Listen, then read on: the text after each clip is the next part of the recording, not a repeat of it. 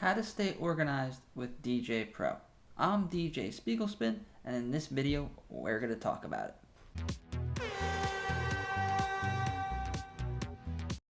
So I made a lot of videos on how to organize your playlist inside of DJ Pro with the specific playlist folders and categories and stuff like that.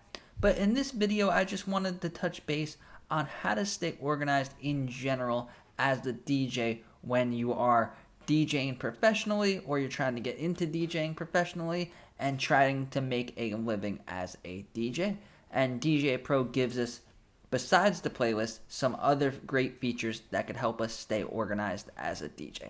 Now, not everyone that uses DJ Pro or that DJs is going to want to DJ and do gigs professionally. Some people just want to, it's fun to DJ at their house or DJ with some of their friends and stuff like that. So this video really isn't for those people. This is for if you want to make a career out of DJing with DJ Pro.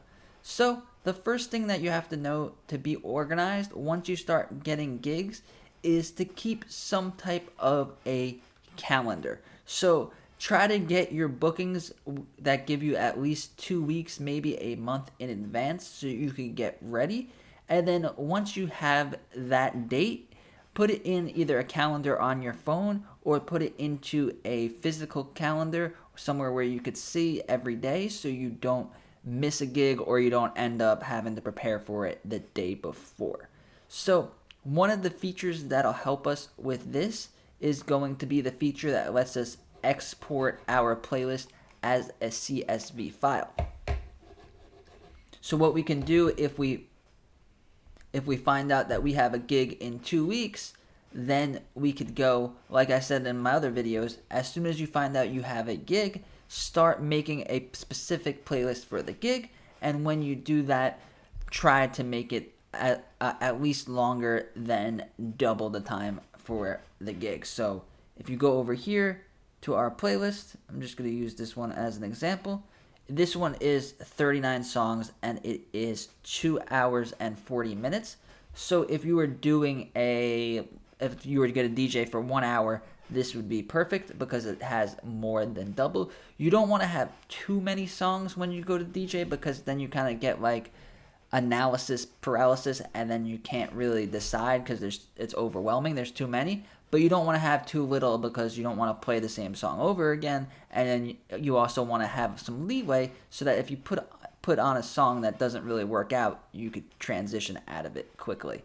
So another feature that we're going to add to this step is, first, you're going to find out where the gig is. Second, you're going to start working on that playlist. And once that playlist is done, you could export it to a CSV file. So now we could have our playlist put into a nice, neat piece of paperwork like this. So now we could take this playlist and then staple it with the other information with the gig that we're doing. So it's all there, saved and filed away. And this is not only good for before the gig, but also after the gig. When you complete the gig, now you have a file of the gig, you have the playlist that you used, and then you could take notes. You could say these songs work. You could cross out some songs that didn't work, and then you could file it away. Because maybe if you did someone's son's 15th birthday, maybe next year they are going to ask you to do their 16th birthday, or maybe they'll ask you to do one of the other kids or something like that. And now you have a record of what worked and what didn't work for that specific gig, or even if it's a specific venue, like if you DJ at the bar on the corner every Friday night, you guys could use these CSV files to log in and keep written paperwork and then data that you could go back to and analyze so that every week when you do that gig, you could be improving every gig and keeping it exciting every gig, because now you know what worked, what didn't work, what songs you played, and what songs you didn't. Because you don't want to be, if you have a weekly gig, you don't want to be playing the same exact songs every single week because people will get sick of it. The people that work at the bar or restaurant will get sick of it, and it might affect your chances of getting more gigs. Now, another way of staying organized as a DJ is to organize your equipment, to have your equipment stored in a way that for one type of gig, you could go grab that kit and go. For a different type of gig, you have everything set up. So for smaller gigs, for less professional gigs, you could use a smaller controller like I have back there, the DJ to go to touch, or you could use the Reloop Buddy, and then get a case for these controllers, and then a lot of these controllers will have compartments within the case so that all you have to do is just grab that case and you're ready to go and you have everything you need. So at the last minute, you're not stressing out trying to find the wire, trying to find headphones, trying to find the adapters. You already have these kits made, and then you could just put it in your car or your truck and then go and do the gig. Another thing that helped me a lot is before you do a gig, like the day or 2 or 3 days before the gig is, write down all the stuff you're going to need. Headphones, controllers, USB drive if you use that, all the stuff that you need. Write it on a list and then tape it to your door so that before you leave your house to go do the gig, you will be reminded not to forget anything, because it is very stressful and it could ruin your whole performance if you show up to the party and maybe the party's an hour or 2 away from where you live, and you show up there and you missed a wire that you can't DJ without, or you missed an adapter and now everything is useless because you can't plug it in and you can't use your controller, or you can't use your iPad, you forgot your charger and your iPad dies, and then you're going to have to ask people for chargers.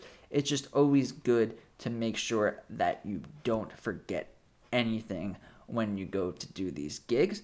And then also keep a list of how much you get paid. So if you got paid $500 for one gig, write down, okay, I got paid $500 for this gig. Write down an estimate of how long it took you. Because if it took you all day to do the gig, if you had to set up, tear down, if you had to drive an hour away, if you had to do this and that, then it is less profitable than if you went there and they paid you $500 to DJ for 3 hours and it took you about 4.5 hours. Is more profitable than if it took you 10 hours. And then you could have this data with the playlist that you used in a separate file. You could date it and have it all organized.